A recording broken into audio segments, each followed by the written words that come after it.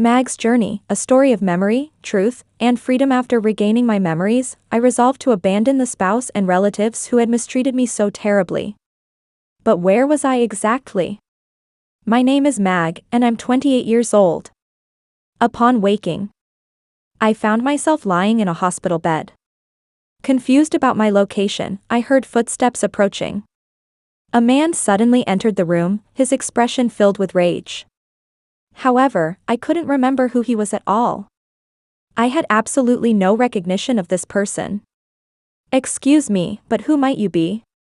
I asked, my voice filled with bewilderment. "Mag. Are you joking with me? Since you're conscious, you must be fine. Get out of the hospital immediately.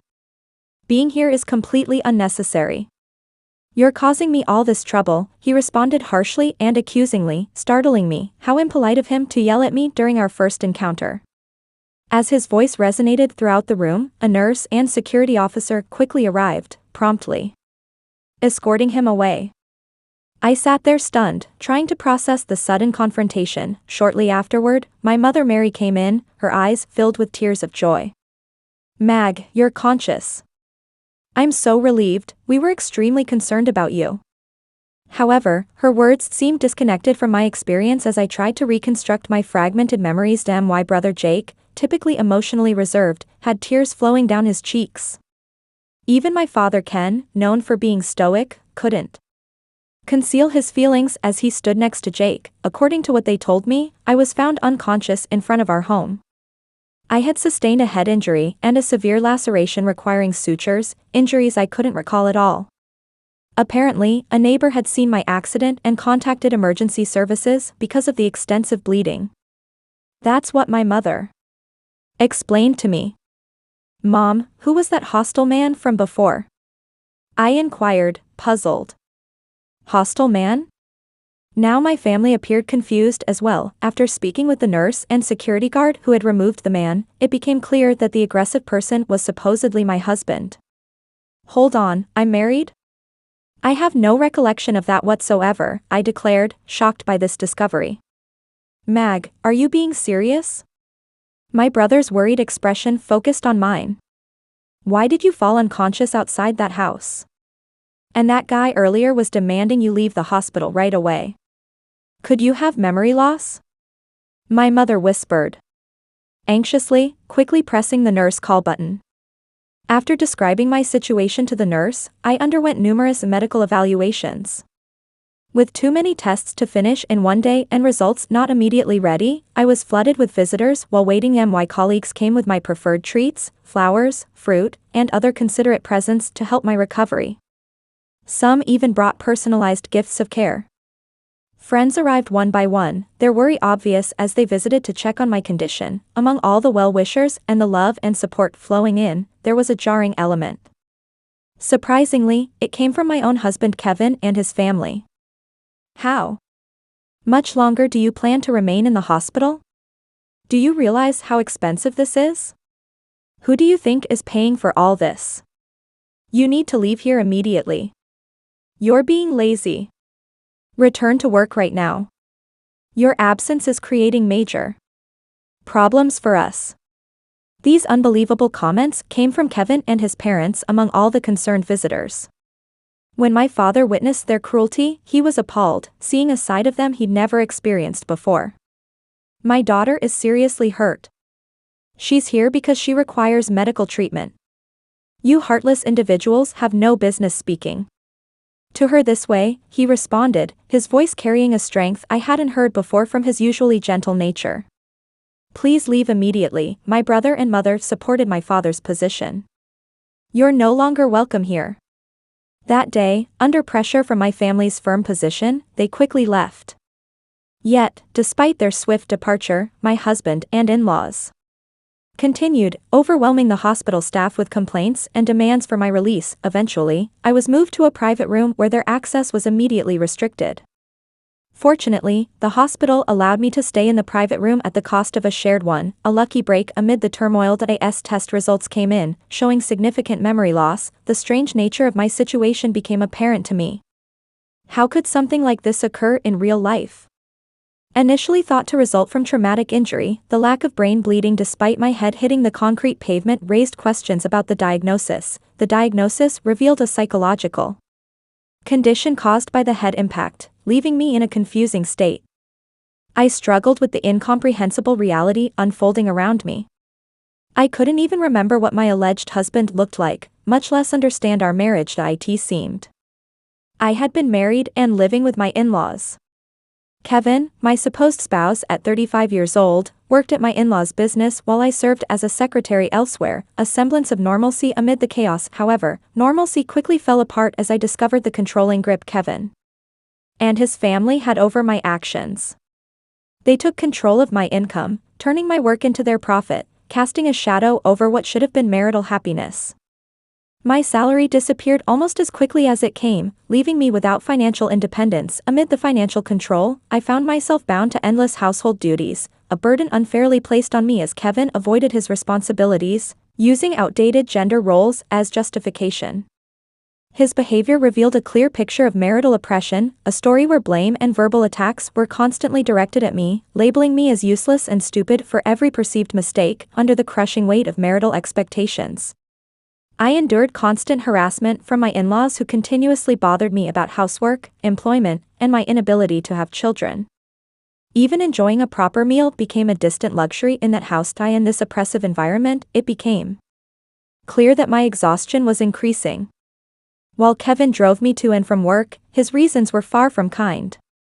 Rather, it was a deliberate effort to ensure my obedience and prevent any actions that might cost unnecessary money. It was my coworker and friend Betty who put together the pieces of my married life, sharing conversations where I had confided in her about the difficulties with Kevin and my in-laws. As Betty shared the details, memories slowly started returning, revealing the events that led to my injury. On that specific day, as was becoming usual, Kevin's voice cut through the car's confined space as we drove home from an errand. "You took forever at the store, and now we're going to be late for our appointment. What's your excuse this time, slowpoke?" It wasn't just my shopping. I was looking for something your mom wanted. If you had helped me, we would have finished much faster, I replied, my frustration building. Stop making excuses. It's always the same thing. Every trip with you ends in frustration. I shouldn't have even come along. My husband's angry speech continued without stopping, filling the car. For almost an hour, he didn't stop, his anger growing with each moment. When we arrived home, with his eyes still blazing, he spoke hurtful words, telling me to get out of the car quickly with a final insult before forcefully pushing me from the driver's seat, causing me to fall onto the hard concrete below. Even as I lay there, hurt and helpless, he didn't stop his verbal attack. Ignoring my condition, he drove away, leaving me stranded and injured. It was an alert neighbor who found my unconscious body, bleeding from a head wound, leading to the ambulance call. Remembering this terrible incident, I contacted the police, determined to seek justice for the pain I had suffered. Later investigations, supported by security camera evidence, confirmed the truth of my memories. Anger filled me as I dealt with the cruelty I had experienced. Why had I been treated this way? I silently promised that he would face consequences for his actions. Yet, even with this determination, the reality of my marriage to Kevin remained unclear and distant, as if it belonged to someone else's life entirely. My tired body, along with the discoveries about my medical condition, served as harsh reminders of the ordeal I had endured, proof of the grim reality of the married life Betty had described. After leaving the hospital, I decided against returning to Kevin's house, instead choosing to find comfort in the familiar warmth of my parents' home. There, in the safety of my childhood room, I was surrounded by love and care fit for royalty. "Mag, today we made your favorite fried chicken. Enjoy yourself, dear. And your father even brought home a cake. Let's have it together later," my mother would announce with a smile, her cooking skills turning each meal into a celebration. Meanwhile, my father and brother gave me constant attention and support. Under my family's caring treatment, my body slowly found healing with each day that passed. My workplace, understanding my situation, encouraged me to take time off, insisting I return only when completely recovered. In my parents' nurturing care, Not only did the wounds from my accident start to heal, but the heavy burden of exhaustion began to lift as well.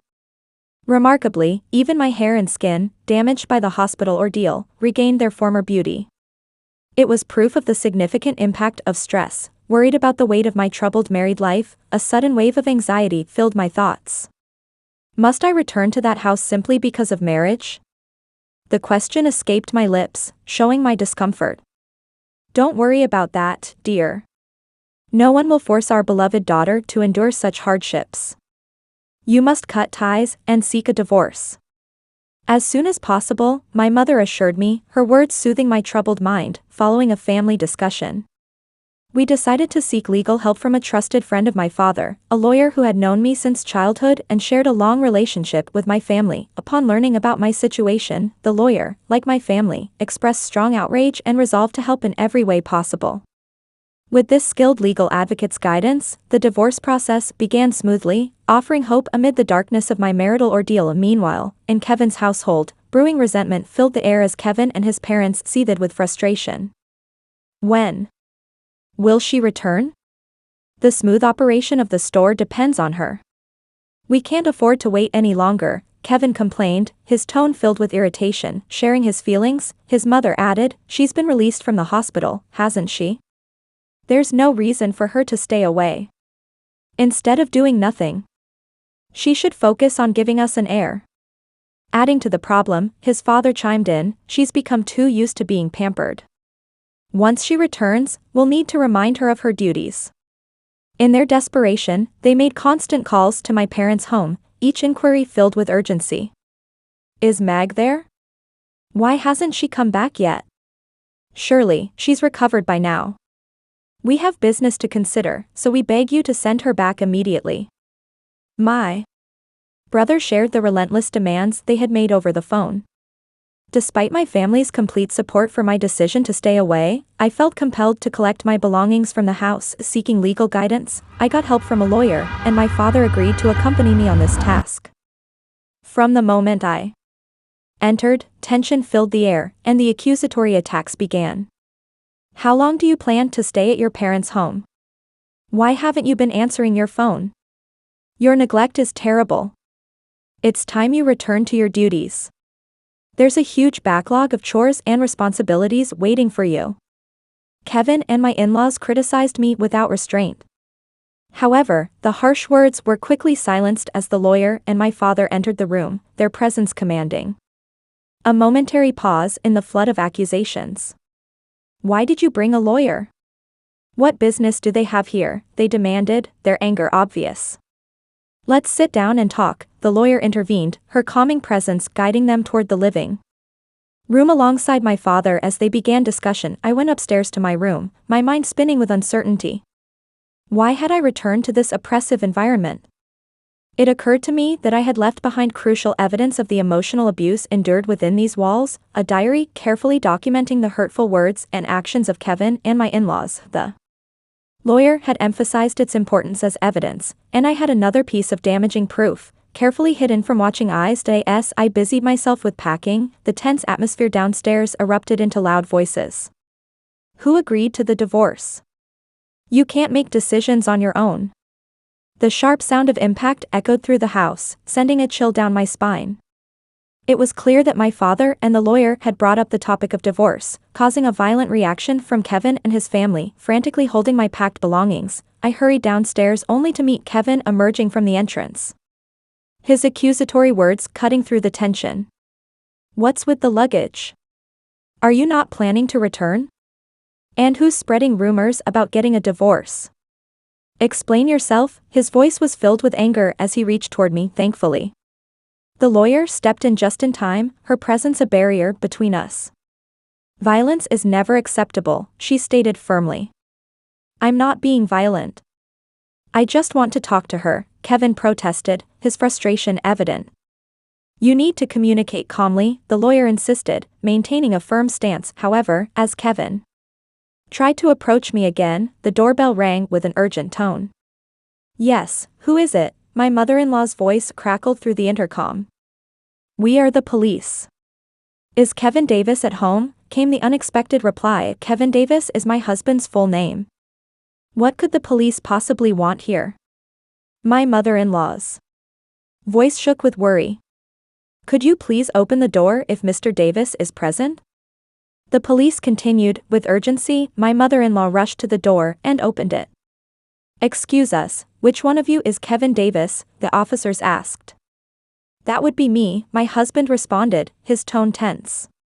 Kevin Davis, you are under arrest. On suspicion of assault. Please come with us to the station, the police declared, their words hanging heavy in the air. As the police officer made the announcement, the tension in the room was obvious. I could hear my mother-in-law's sharp breath, showing the shock rippling through the household. My husband, too, appeared shaken, his voice trembling as he questioned, "Why me?" His confusion was clear, but there was no denying the seriousness of the situation. Indeed, what had initially seemed like a simple incident had now become a criminal case following the official complaint filed with the police. Fortunately, the presence of security camera footage left no room for confusion or excuses. Initially, my husband was led away quietly. However, his composure quickly gave way to strong protests. I'm not at fault. It's her clumsiness that caused this. It's an exaggeration to call it assault just because I pushed her. Mag, are you even listening? Withdraw the complaint immediately. His shouts echoed through the house, drawing the attention of concerned neighbors who began to gather at the entrance. Amid the chaos, my mother-in-law's anguished cries filled the air while my father-in-law stood in stunned silence, choosing to ignore the turmoil unfolding behind us. My father, the lawyer, and I left the house, leaving behind the chaotic scene. Subsequently, we took decisive action by sending a certified letter to my husband and in-laws, formally starting divorce proceedings. Citing the recent incident and the persistent emotional abuse as our reasons, the emotional turmoil endured was carefully documented within the pages of a diary retrieved from the house. Then on a crucial day when Kevin's frustration erupted in a violent outburst, my memory returned completely. The trauma of the emotional abuse flooded back, overwhelming me with its intensity. Moreover, voice recordings on my smartphone served as damaging evidence, capturing the countless instances of verbal abuse. Over a year, nearly 100 recordings detailed the relentless assault of insults and belittlement. The recordings revealed not only the poisonous words of my husband but also those of my in-laws. Minor matters such as a late dinner or an unprepared bath served as triggers for harsh criticism. Mag, it's already 7 p.m. and dinner isn't ready. Can't you handle such a simple task? You're a failure as a wife, my mother-in-law scolded. Similarly, my husband's voice echoed with contempt, criticizing me for my perceived incompetence. The flood of insults, calling me a failure, useless, a slacker, and slow-witted, left me recoiling.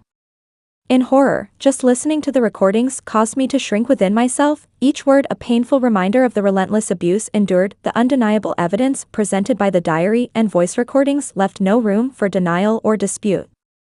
With such solid proof in hand, the divorce proceedings moved smoothly and quickly. In addition to the certified letter, I included crucial evidence, a copy of Kevin's medical test results.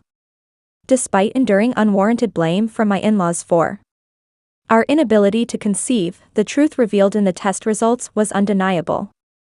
Kevin suffered from azoospermia. I had kept this information private out of concern for Kevin's pride, but with the decision to divorce, there was no need to stay silent. This revelation destroyed any illusions my in-laws held regarding their son's role in our fertility struggles. Throughout the legal proceedings, Kevin's lack of remorse and persistent attempts to shift blame only served to worsen his case.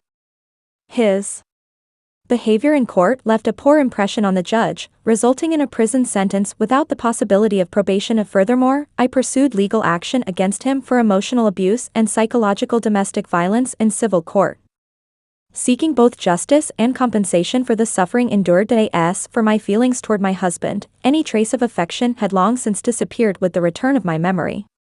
The coming separation brought a sense of relief, knowing that I would no longer have to endure his presence. With Kevin behind bars, I could finally find peace and closure. As for my in-laws, their initial reluctance to accept responsibility quickly dissolved when confronted with the evidence of emotional abuse. Fearing consequences for their business, they agreed to a substantial settlement, eager to avoid further damaging their reputation. Despite their initial protests, they ultimately gave in, recognizing the seriousness of the situation and the need to cut ties completely. The fears my in-laws harbored became harsh reality. With their son, who was essential to their business, arrested, whispers of gossip began to spread. Rumors painted a grim picture of domestic violence, tarnishing their store's reputation. Despite their daughter-in-law's contributions, she was subjected to bullying and exploitation, forced to work without compensation at their establishment. As the rumors spread like wildfire, the once successful business began to fail. Customers disappeared, and within just 6 months of Kevin's arrest, the store went bankrupt. Having used their land for a loan, my in-laws lost not only their business but also their savings, ultimately finding themselves stripped of their assets and living in a modest apartment, relying on welfare to survive for their future. Once Kevin is released from prison, it is a matter that no longer concerns me. With our ties severed, I am no longer involved in their affairs. Mag, how about dinner tonight? Ronald, my boss and current boyfriend, asks cheerfully as we finish work. Come on, Ron. Everyone's still around, I laugh, glancing at our colleagues. You two are just too adorable. It's sickeningly sweet, teases one of them. We're not bothered by your jealousy, Ron responds playfully, ignoring the banter. With a mischievous grin, he adds, I've already made reservations. Let's not keep the food waiting. In the years following my husband's arrest and subsequent release, Ronald has been a steady source of support. He has patiently listened to my struggles and provided unwavering assistance, even offering rides to and from work when needed. One day, unexpectedly, my ex approached me with a proposal. Mag, I have something to discuss. Let's give our relationship another chance. I've changed, and I'm confident we can make it work, he declared. Ronald, caught in the middle, quickly stepped in. Leave her alone. Mind your own business, my ex retorted. This doesn't concern you. It's between me and Mag. Stay out of it. Ronald stood his ground, asserting, Mag is important to me. You need to let go. If I see you bothering her again, I won't hesitate to involve the authorities. Fortunately, I haven't encountered my ex since that incident. Ronald, with his athletic build and determined manner, proved to be a formidable presence against my comparatively smaller ex. Despite his tough exterior, Ronald has a soft spot for sweets, a charming contrast that adds to his appeal. He's an exceptional individual who always respects my choices and opinions.